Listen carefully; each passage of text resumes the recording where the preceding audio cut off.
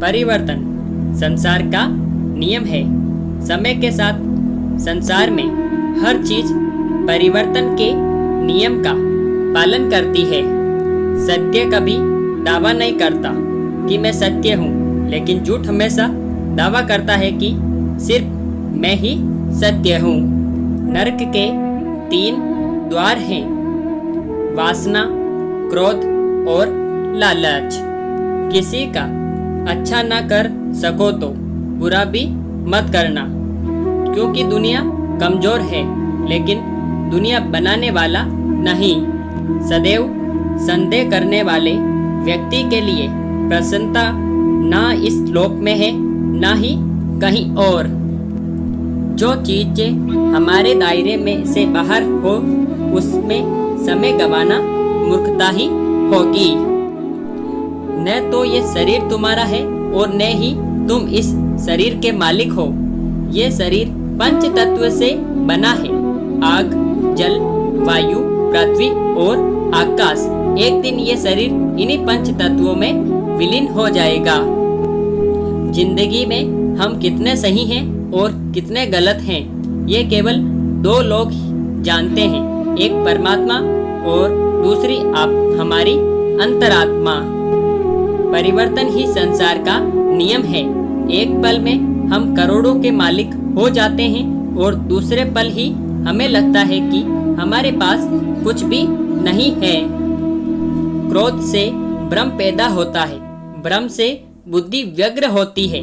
जब बुद्धि व्यग्र होती है तब तर्क नष्ट हो जाता है, और जब तर्क नष्ट होता है तब व्यक्ति का पतन हो जाता है।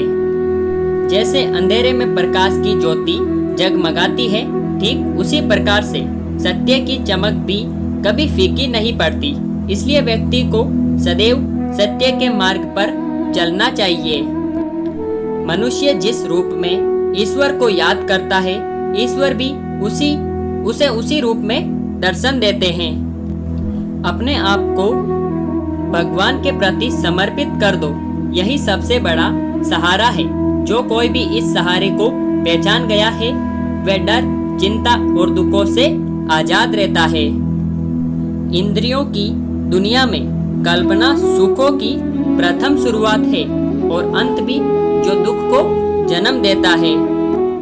मन की गतिविधियां, होश, श्वास और भावनाओं के माध्यम से भगवान की शक्ति सदा तुम्हारे साथ है और लगातार तुम्हें बस एक साधन की तरह प्रयोग कर के सभी कार्य कर रही है।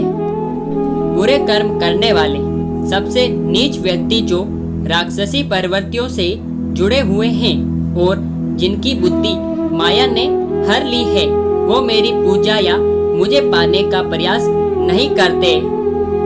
बुद्धिमान को अपनी चेतना को एकजुट करना चाहिए और फल के लिए इच्छा छोड़ देनी चाहिए।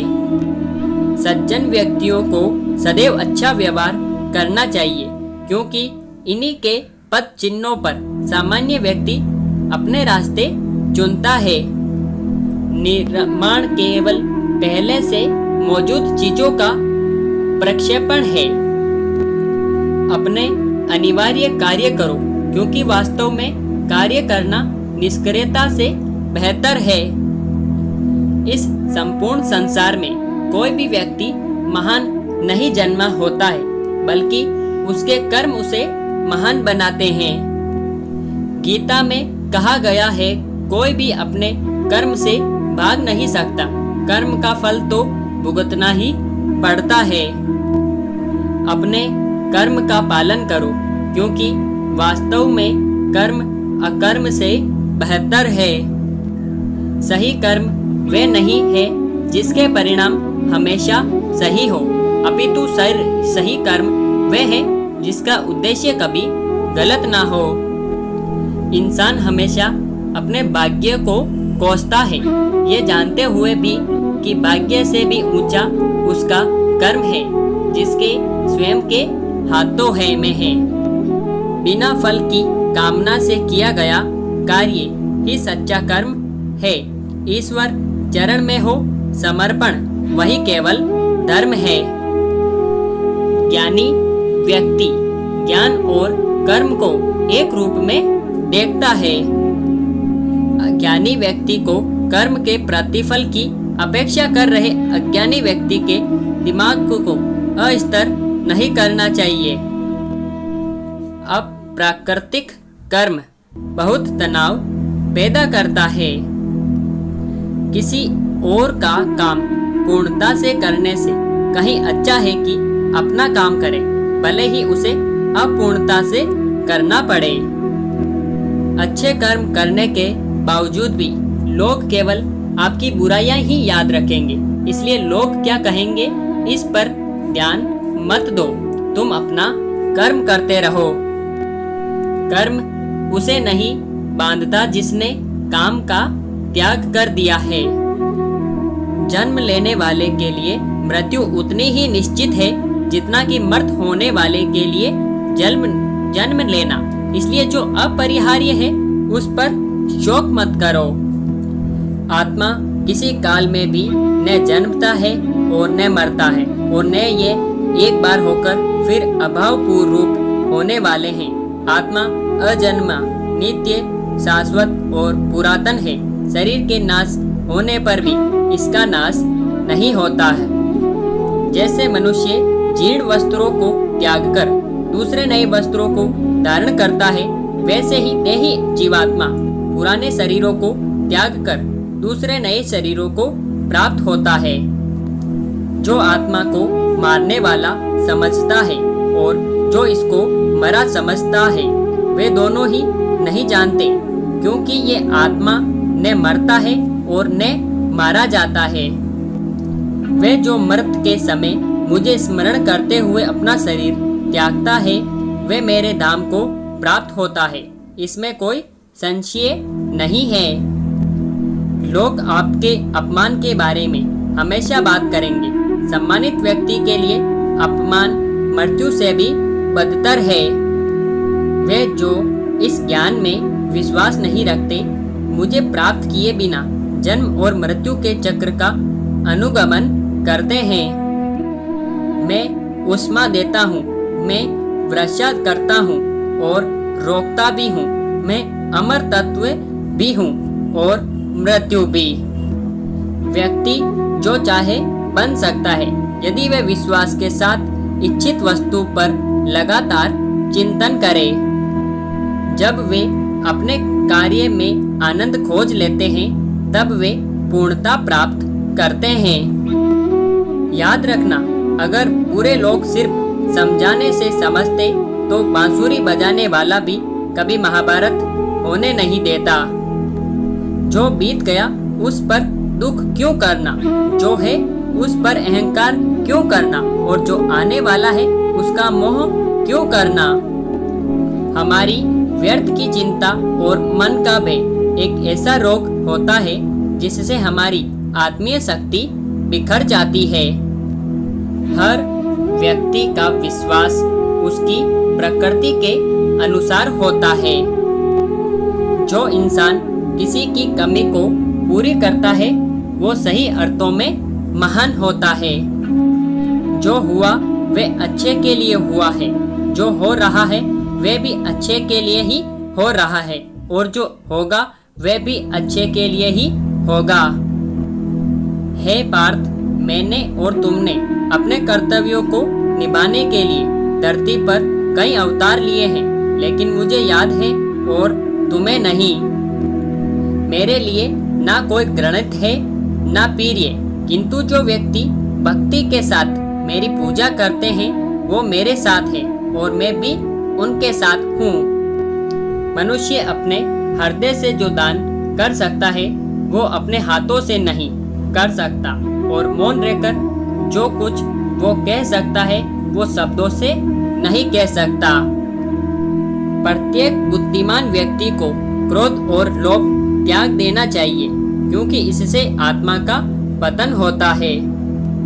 मैं उन्हें ज्ञान देता हूँ जो सदा मुझसे जुड़े रहते हैं और जो मुझसे प्रेम करते हैं।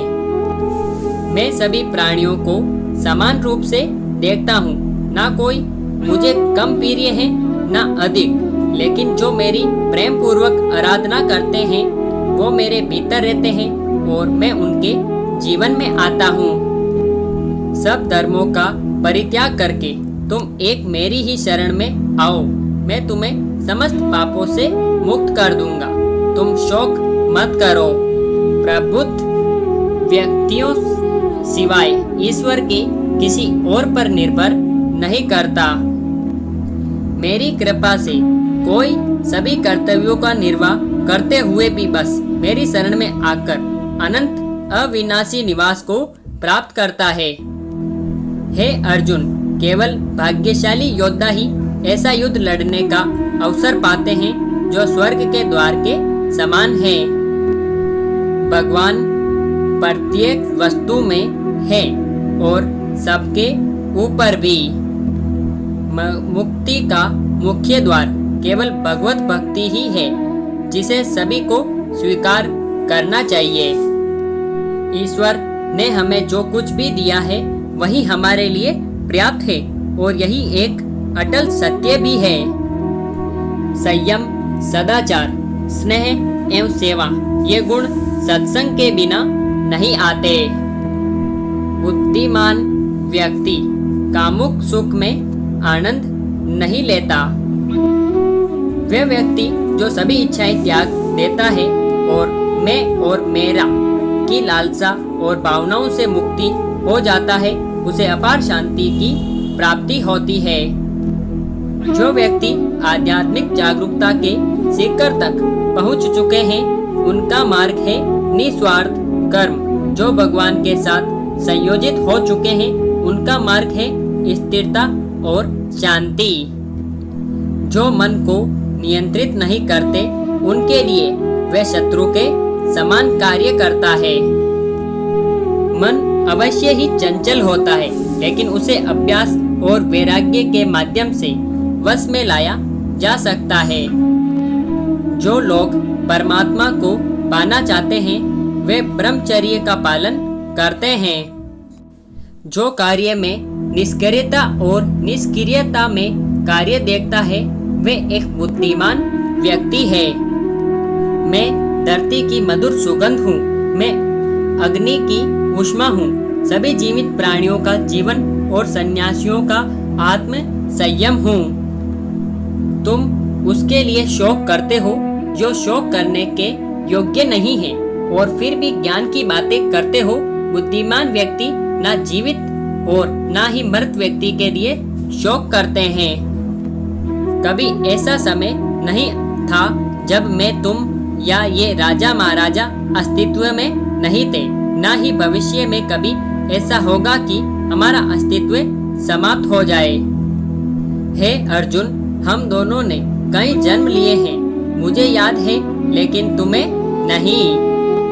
हे अर्जुन, वे जो वास्तविकता में मेरे उत्कृष्ट जन्म और गतिविधियों को समझता है, वे शरीर त्यागने के बाद पुनः जन्म नहीं लेता और मेरे धाम को प्राप्त होता है।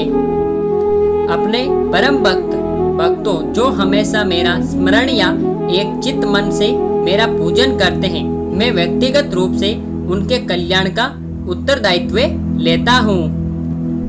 कर्म योग वास्तव में एक परम रहस्य है।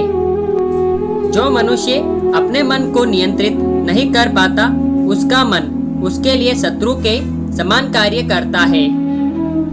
आत्मा ज्ञान की तलवार से काटकर अपने हृदय से अज्ञान के संदेह को अलग कर दो। अनुशासित रहो, उठो, माफ करना और शांत रहना ही सीखिए।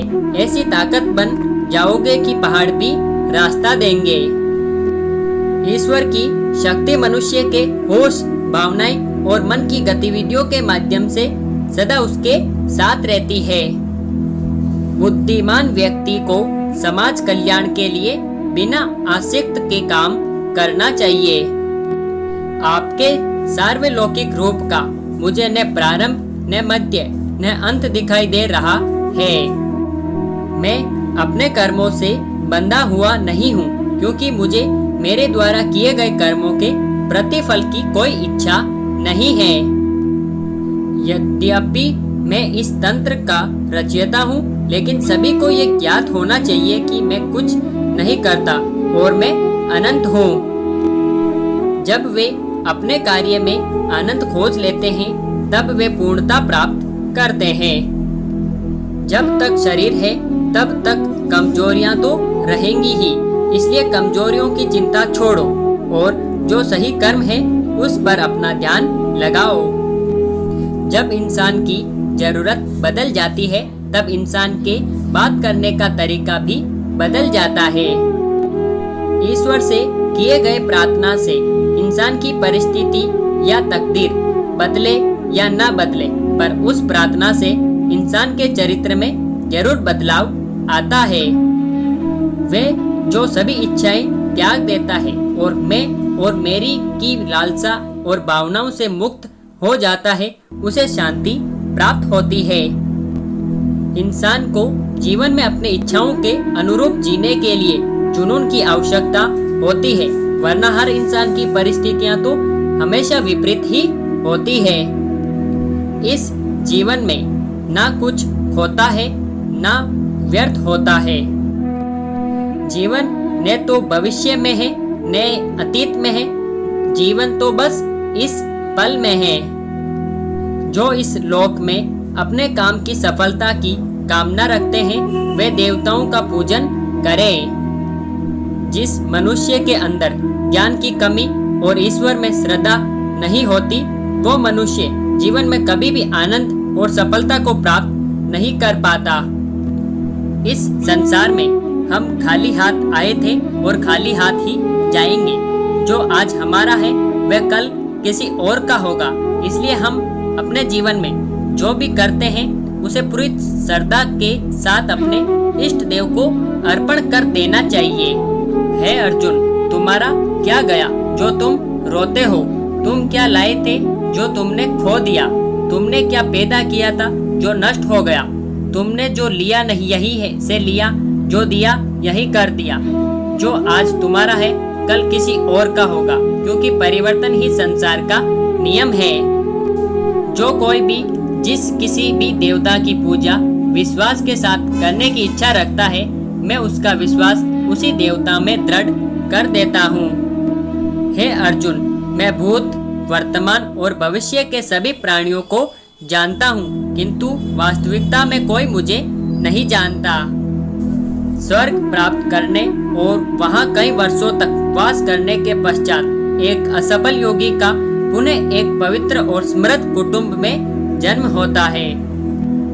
जब इंसान अपने कर्म में आनंद ले खोज ज्यादा खुश होने पर और ज्यादा दुखी होने पर निर्णय नहीं लेना चाहिए, क्योंकि ये दोनों परिस्थितियां आपको सही निर्णय नहीं लेने देती है। मनुष्य को जीवन की चुनौतियों से भागना नहीं चाहिए और न ही भाग्य और ईश्वर की इच्छा जैसे बहानों का प्रयोग करना चाहिए। उससे मत डरो जो वास्तविक नहीं है, ना कभी था ना कभी होगा। जो वास्तविक है वो हमेशा था और उसे कभी नष्ट नहीं किया जा सकता। जो व्यवहार आपको दूसरों से पसंद ना हो, ऐसा व्यवहार आप दूसरों के साथ भी ना करें। केवल मन ही किसी का मित्र और शत्रु होता है। जिस मनुष्य के पास सब्र की ताकत है, उस मनुष्य की ताकत का कोई मुकाबला नहीं कर सकता। मैं सभी प्राणियों के हृदय में विद्यमान हूँ। मेरा तेरा, छोटा बड़ा, अपना पराया मन से मिटा दो, फिर सब तुम्हारा है और तुम सबके हो। किसी भी व्यक्ति को ना तो समय से पहले और ना ही भाग्य से अधिक कुछ मिलता है, लेकिन उसे सदैव पाने के लिए प्रयत्नशील रहना चाहिए। इतिहास कहता है कि कल सुख था, विज्ञान कहता है कि कल सुख होगा, लेकिन धर्म कहता है अगर मन सच्चा और दिल अच्छा हो तो हर रोज सुख होगा। मनुष्य को परिणाम की चिंता किए बिना लोभ, लालच और निस्वार्थ और निष्पक्ष होकर अपने कर्तव्यों का पालन करना चाहिए। मानव कल्याण ही भगवत गीता का प्रमुख उद्देश्य है। इसलिए मनुष्य को अपने कर्तव्यों का पालन करते समय मानव कल्याण को प्राथमिकता देना चाहिए। लोग आपके अपमान के बारे में हमेशा बात करेंगे। सम्मानित व्यक्ति के लिए अपमान मृत्यु से भी बदतर होता है। ऐसा कुछ भी नहीं, चेतन या अचेतन, जो मेरे बिना अस्तित्व में रह सकता हो। मन अशांत है और उसे नियंत्रित करना कठिन है, लेकिन अभ्यास से इसे वश में किया जा सकता है। चुप रहने से बड़ा कोई जवाब नहीं और माफ कर देने से बड़ी कोई सजा नहीं। मनुष्य अपने विश्वास से निर्मित होता है। जैसा जो विश्वास करता है वैसा वो बन जाता है। प्रबुद्ध व्यक्ति के लिए गंदगी का ढेर, पत्थर और सोना सभी समान है। जब जब इस धरती पर पाप, अहंकार और अधर्म बढ़ेगा तो उसका विनाश कर पुनः धर्म की स्थापना करने हेतु मैं अवश्य अवतार लेता रहूंगा। जिस प्रकार से प्राकृतिक मौसम में बदलाव आता है, ठीक उसी प्रकार से जीवन में भी सुख दुख आता रहता है। वे कभी स्थायी नहीं रहते हैं। मनुष्य इस पृथ्वी पर ज्ञान प्राप्त करने के लिए ही आया है। जो ज्ञान प्राप्त नहीं कर रहा है वह मृत के समान है। श्री कृष्ण और अर्जुन के बीच हुई ये बातें आपको कैसी लगी?